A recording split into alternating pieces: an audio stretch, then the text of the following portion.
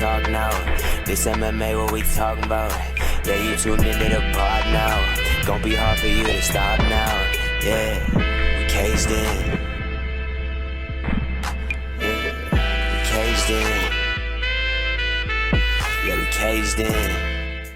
Welcome back to another episode of Caged In. I'm your host, Chris DiCarlo. Got a very special guest making his debut on the show. It's Action Jack Burke. How we doing, my man? Good, man. How are you? I'm doing good, man. Thanks for coming on, taking some time to come and talk to me, and I appreciate it. I haven't had you on the show before, so it's good to finally talk to you. Absolutely, man. I've been looking forward to it. Yes, sir. I know you got a big fight coming up in May for NEF. Before we get into that, I do want to get into your background a little bit, get to know you a little bit better. Just talk about like where you were born and raised and kind of what was growing up like for you. Yeah, for sure. So I was born and raised in New Hampshire. Well, I was born in Newburyport, Massachusetts, but I was raised in New Hampshire. I bounced around. I went to a bunch of different schools growing up, and I never really got settled or really got into any sort of a social environment. Right. And I ended up going to private school for prep basketball. Mhm. And after kind of following that to its end and not really wanting to play basketball anymore, I kind of drifted off, didn't really know what I was doing, and eventually found my way into martial arts after the pandemic. Yeah, man, that's definitely an interesting story.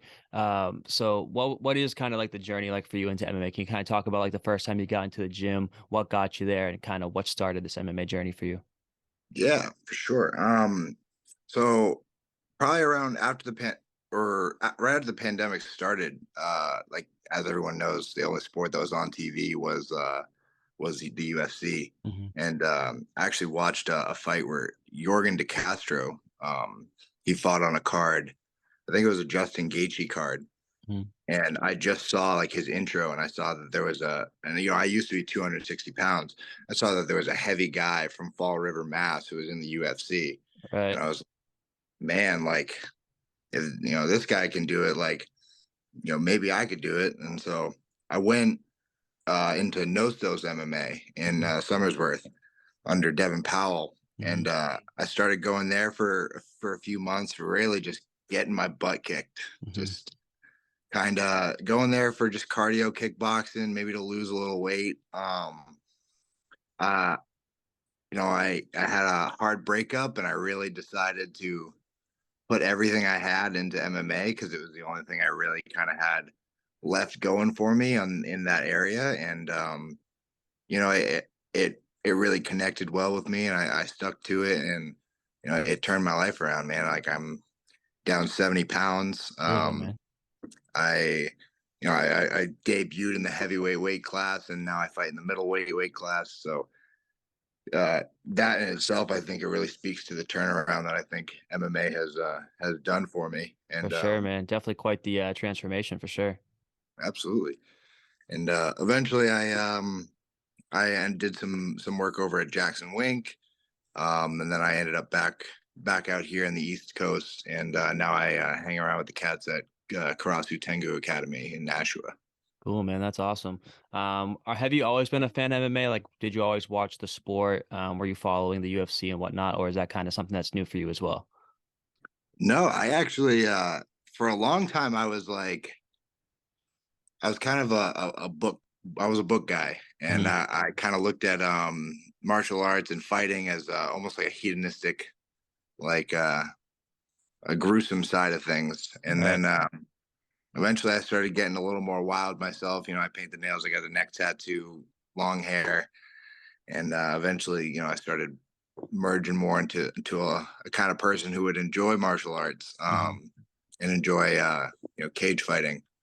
And it really just it was so many stars had to align for me to ever get interested in fighting somebody or standing across the cage from somebody. Right. But clearly those stars aligned, and here we are. Definitely, man. Your nickname, you go by Action Jack Burke. Kind of where the nickname Action come from, and what's the story behind that? Um, so originally like I was in a similar position to Jack Cognan. I didn't want a nickname at all. Hmm. And there was a meme. There was a Marshawn Lynch meme where he refused to answer a bunch of interview questions, Right. and he said like, I'm just about that action, boss. Right. And that was getting shared around at Jackson Wink when I was first starting there, Hmm. and I really thought that that was funny, and so I kept saying it. Eventually, it stuck a little bit. There's a little bit of a ring to Action Jack, and um, I realized like that's kind of how guys get their nicknames, is it just kind of falls in their lap. Hmm. And I'm like, all right, I'm gonna stick with it. And I've tried to embrace the brand. I've tried to really be about the action. So There you go, man. I love to hear it. Let's talk about your gyms. You did touch on them a little bit. I know you're over at, my apologies if I butcher the name, but Karasu Tengu Academy in Nashua. For the people that aren't familiar with your current gym, can you just kind of give us like the lay of the land? What's the vibe like over there? yeah, so this team is just a bunch of dogs. It's Mm. like I know a lot of MMA teams will say that, but I've done a lot of traveling. I've seen a lot of gyms. Like these guys are hard nosed. These guys, they like to bleed on Saturdays. They like to bleed on Wednesdays. Mm.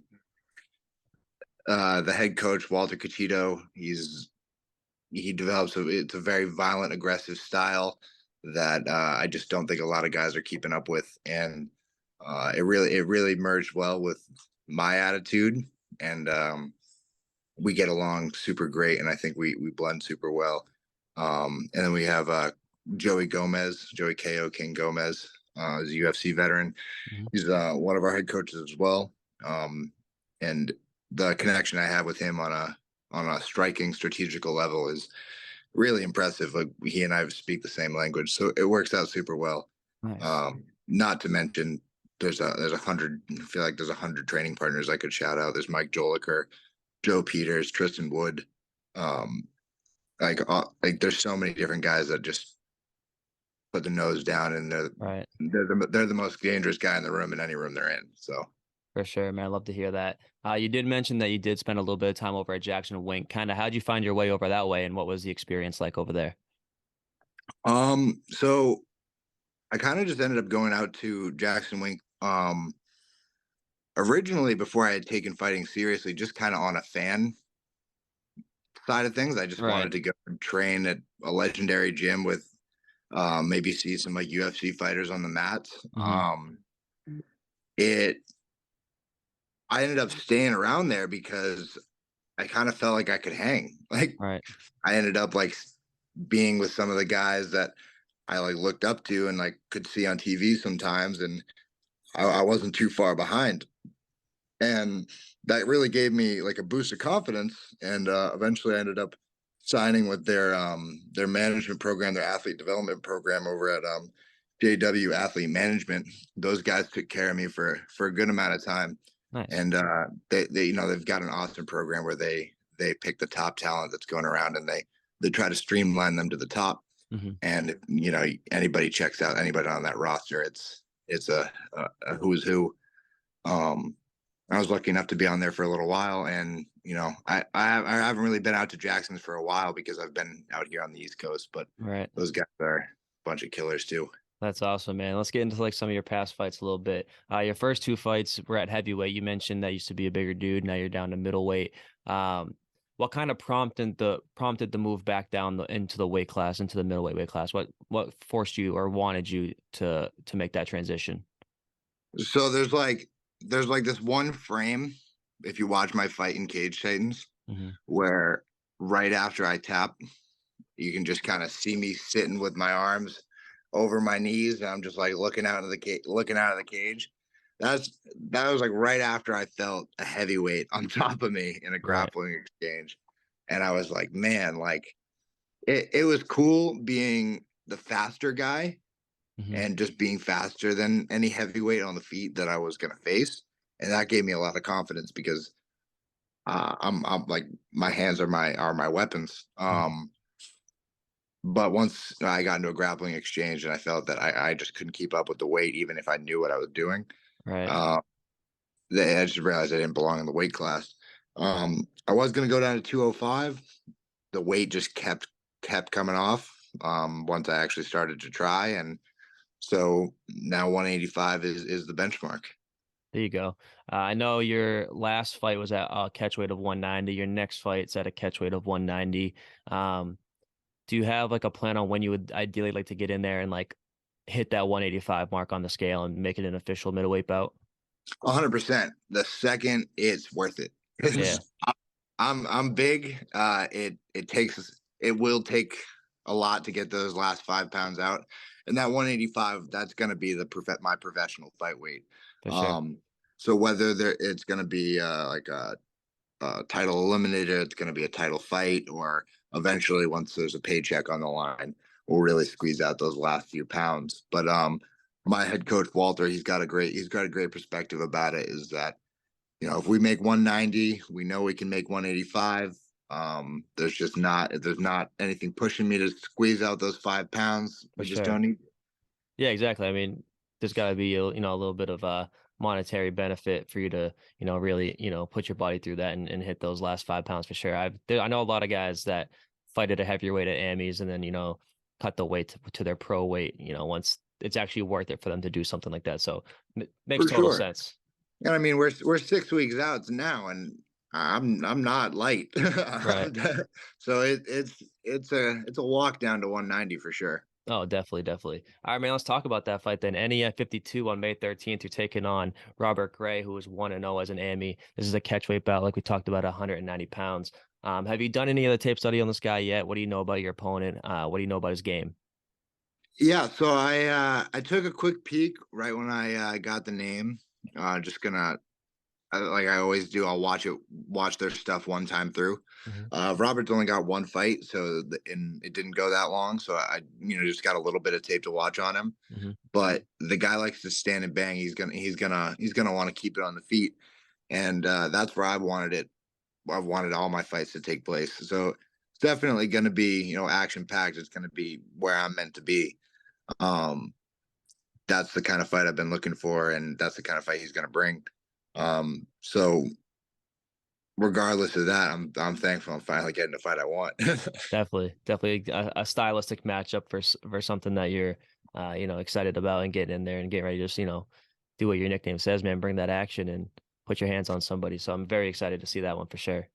For sure, man. He's a strong dude. His last fight was at heavyweight as Mhm. well. So he knows how to bring the weight down, but really put that power behind the punch. He put his last guy out pretty hard, and the only we're both fighting for NEF. The only two knockouts the whole year that NEF called the knockout of the year was my knockout and his knockout. So it's gonna be a challenge between whose hands can put who out. There you go, man. It's gonna be a very exciting fight. Overall in this matchup, man, where do you see yourself having the advantage here? Uh, Robert's gonna want to keep it to boxing because that definitely seems to be his base. He's gonna be very rudely surprised when he finds out that the boxing is where I'm gonna have the advantage. And then ultimately, I mean, it's going to be really shocking when it's an MMA fight and we can go anywhere. Mhm. I've got some long legs. I like to rip those shin bones. And I think we're gonna cause a lot of pain in a really short amount of time. Awesome, man. I love that. Let's talk about the fans in Portland, Maine, man, where you're gonna go fight in front of everybody over there at NEF 52. What can the fans in Portland, Maine expect from Action Jack Burke once that cage door locks? See, like the fans in Portland, they know me. Like my debut was in that same arena, in front of those same people, and they brought the energy for me. They gave me a lot of support. Even in that first fight, I was fighting one of their hometown guys, and Mhm. they still gave me all the love in the world. Um, you know, way up north in Bangor was a little more rougher territory, but I know Portland's going to be on my side. That Aura Arena is my home, and Robert's going to find that out super quick. Hell yeah, man. I love to hear it. Anything else you want to say about this fight? Anything else you want to see about NEF before we put a bow on the NEF 52 talk and get into some fun stuff?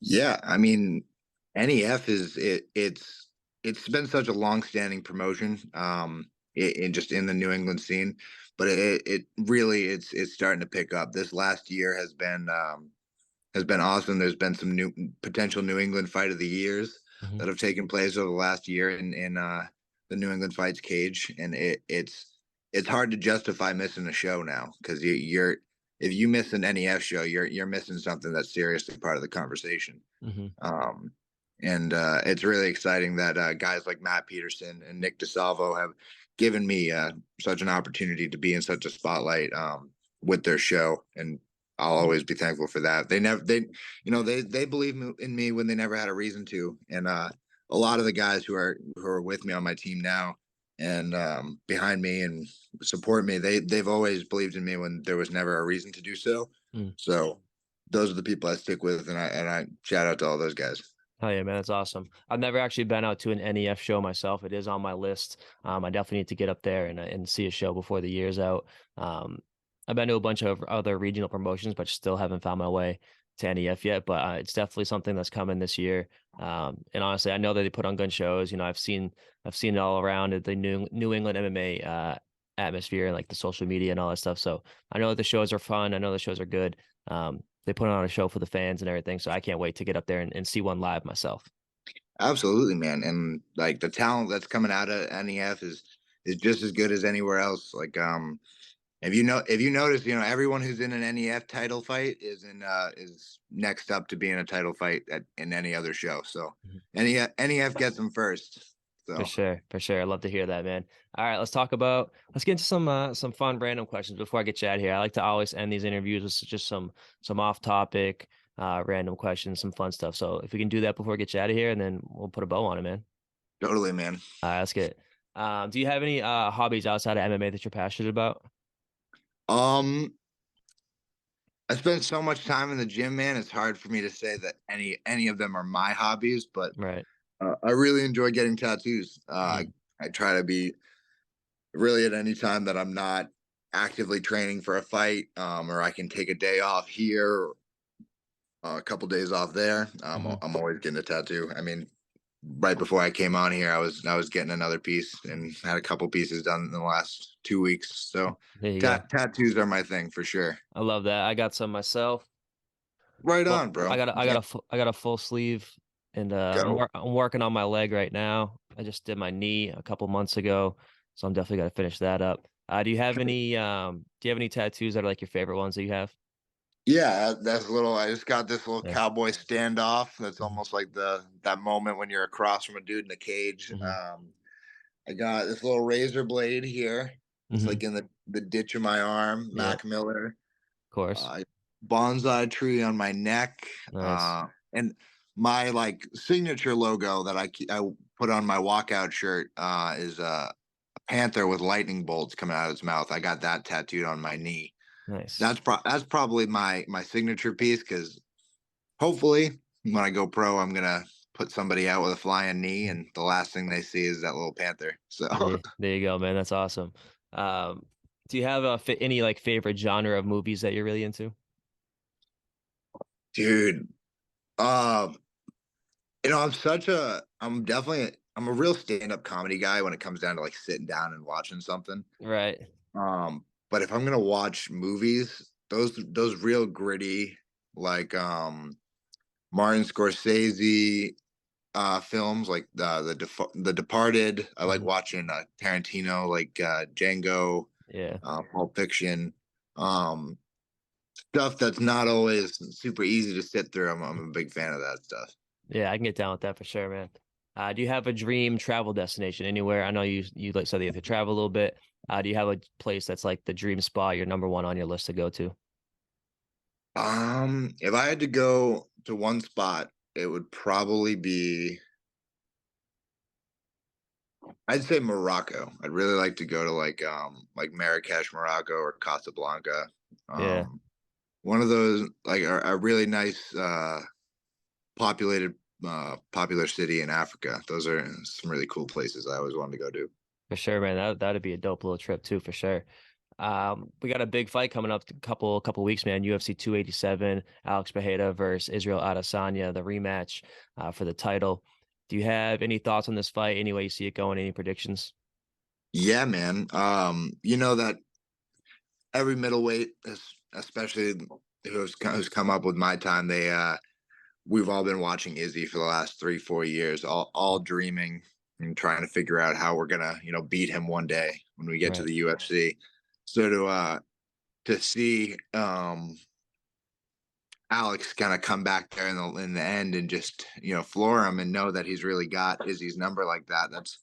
That's super cool. I think if I have any sort of prediction, man, um, knowing that Alex has really got his number and that Alex is such a high level striker that he is, as long as he can maintain that control he had in the first fight with that leg kick, that really was only apparent towards the end of the fourth and the fifth round. Mhm. If he can keep that little chop and cap kick going, I think he'll at least walk it to a decision, but he could put Izzy away again.